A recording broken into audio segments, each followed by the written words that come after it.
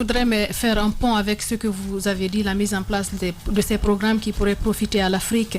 Un pont avec, par exemple, la zone minière de Boké, aujourd'hui qui est envahie par plusieurs sociétés qui exploitent, qui sortent nos richesses. Mais parallèlement, à la base, avec le contenu local, avec la communauté à la base, on ne voit pas trop de résultats. Il n'y a pas suffisamment d'infrastructures, par exemple scolaires, d'infrastructures de santé. Est-ce que vous voulez faire un pont? Est-ce que c'est de cette façon d'exploiter, de faire sortir nos richesses, sans que nous puissions réellement bénéficier des retombées que vous voulez parler? Oui, je suis...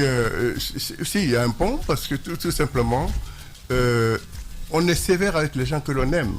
Sinon, dans une famille, on ne punirait pas les enfants, hein, puisque c'est ce qu'on aime le plus au monde. Et de la même façon pour un pays. Hein.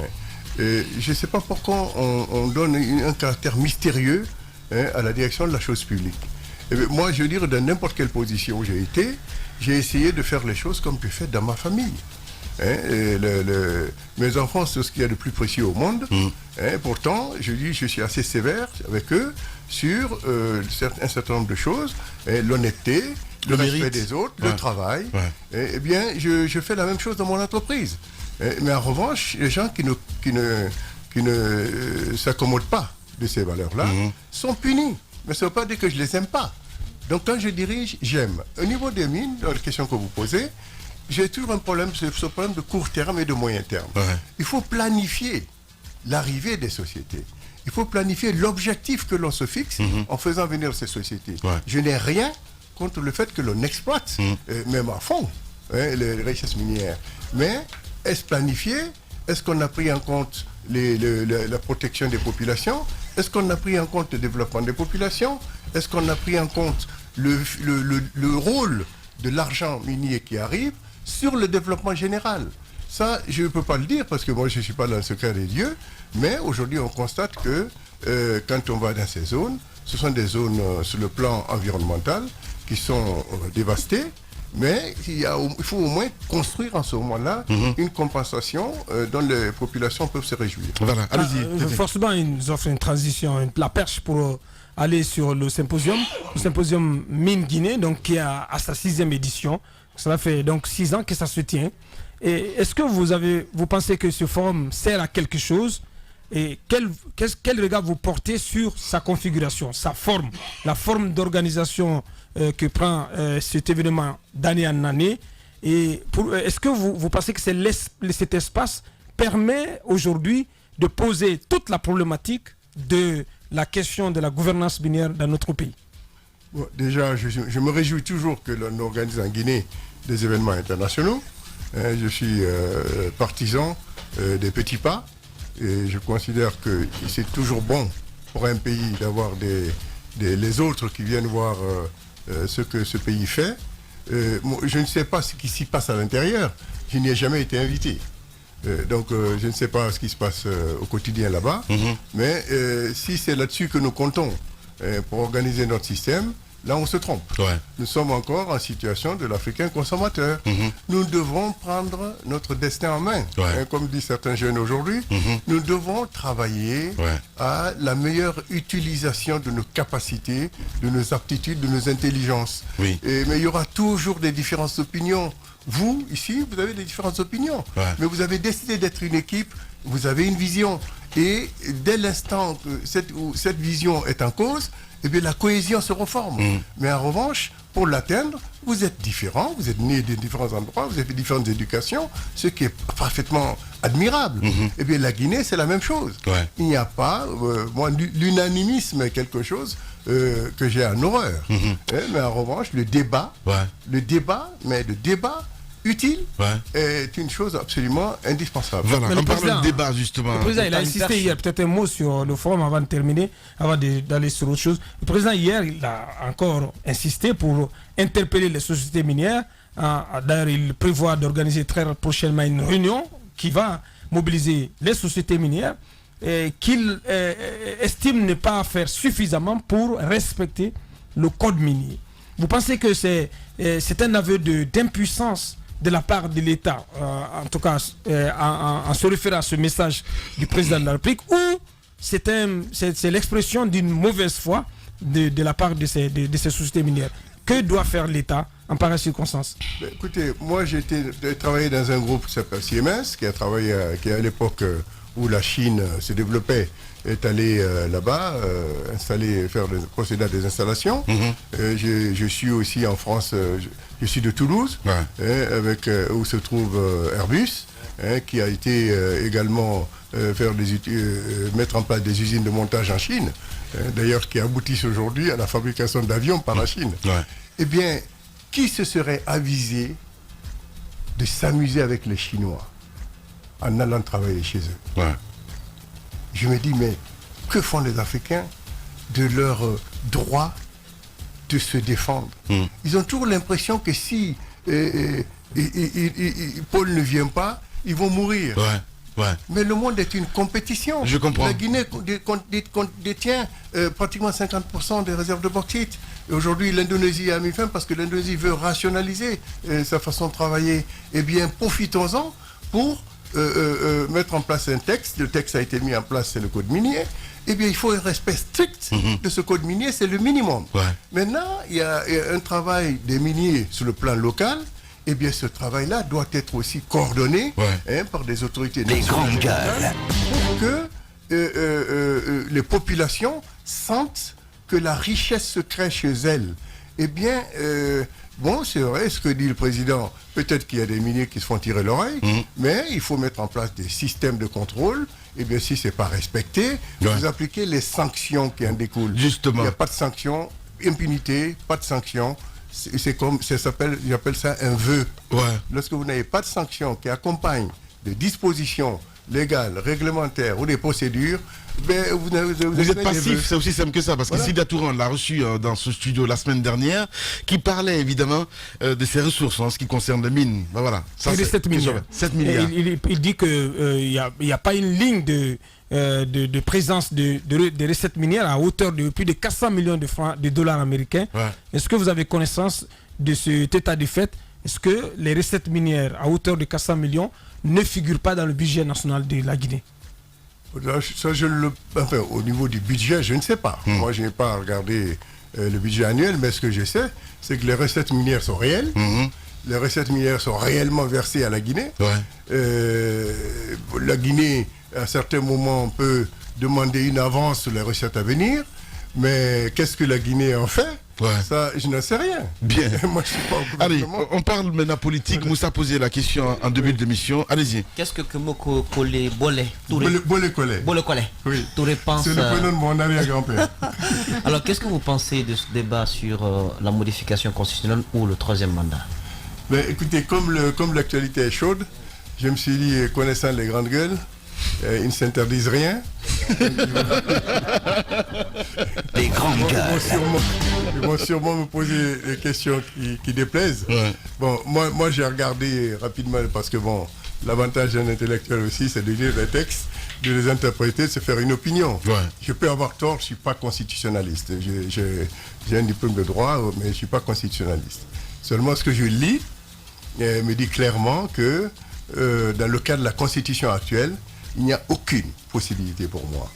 Je ne vois aucune possibilité de poursuivre, pour le président de la République, de poursuivre son mandat. Aucune. Dans le cadre de la Constitution actuelle, ou alors, en ce moment-là, il passerait en force, donc on ne serait plus dans le cadre de la loi, et bon, ben, avec toutes les conséquences qui sont entraînées, que vous connaissez, qui s'en suivent, que vous connaissez, là, pour moi, c'est impossible. En revanche, à la lecture de la même Constitution, les personnes qui ont travaillé sur ce dossier ont introduit la possibilité pour le président, en consultant l'Assemblée, qui délibérerait à la majorité simple, de provoquer un référendum sur les modifications ou sur une nouvelle constitution. C'est un droit qui existe. Bon, juridiquement, le président peut l'employer. Juridiquement, rien ne l'en empêche. Maintenant, vous savez, comme dirait l'autre, il y a le droit, et puis il y a la politique et le social. Et ça, personne n'en est 100% maître. Il y a des gens qui étaient très très forts chez eux. On a vu le cas du Burkina. Et puis finalement, il est parti. Parce que Il n'a pas voulu soumettre au référendum parce que globalement, il sentait que la population n'était pas pour. Ouais. Il a essayé d'utiliser l'Assemblée où il avait le quorum, mais l'Assemblée aussi s'est retournée. Ouais. Donc la vie politique est faite de cette manière. Mais juridiquement, moi, mon avis, mon humble avis, mais s'il vous plaît, je ne suis pas un spécialiste de la Constitution guinéenne. Le président a le droit juridiquement de faire une modification de la Constitution. Mais attention, une fois que vous avez procédé à une modification de la Constitution, et que par exemple, il a introduit de nouvelles durées qui lui permettraient de se présenter. Il faut quand même savoir que dans un régime démocratique, il y a une élection. Et il peut être battu. Donc ça signifie que c'est une possibilité qu'il a de poursuivre. Mais il appartient aussi aux personnes qui luttent contre cela, de créer les conditions pour qu'ils gagnent, pour qu'elles gagnent. Parce qu'il ne suffit pas simplement de protester, etc. Et ça, c'est quelque chose qui parfois me perturbe. Parce que j'ai dit, nous avons la culture de la protestation. Mais nous n'avons pas toujours la culture de l'organisation pour préparer notre victoire. Vous voyez ? Moi, je dirais au camp présidentiel aujourd'hui, il faut quand même qu'il y ait une certaine réconciliation. Je ne dis pas réconciliation de manière un peu hypocrite, qu'il y ait une réconciliation de la vie publique. C'est-à-dire qu'il y a eu des accords qui ont été signés par la mouvance, entre la mouvance et l'opposition. Et actuellement, je crois qu'il y a un reliquat qui concerne le fichier électoral. Il faut se mettre d'accord, il faut libérer cela. Amener l'opposition, amener la majorité, asseyez-vous, libérez, videz ce contentieux. Parce que c'est par cela aussi que la population s'est dit, nous avons une population qui pense des dirigeants qui pensent à nous, et pas seulement à eux. Vous voyez ? On a fait une loi électorale. On est plus ou moins d'accord, mais la loi a été votée. À partir du moment où on a voté une loi, ça devient la règle de vie commune. Il faut aussi que nous, Africains, même si nous sommes un petit peu frustrés, à partir du moment où on a voté une loi, il faut essayer de la respecter. Il y a des élections qui ont été faites dans des conditions, je vous écoute toujours, que chacun apprécie à sa manière. Mais elles ne sont pas terminées. Il y a, paraît-il, des comités régionaux, des comités de conseils de quartier à mettre en place. Mettez-les en place, tout de suite.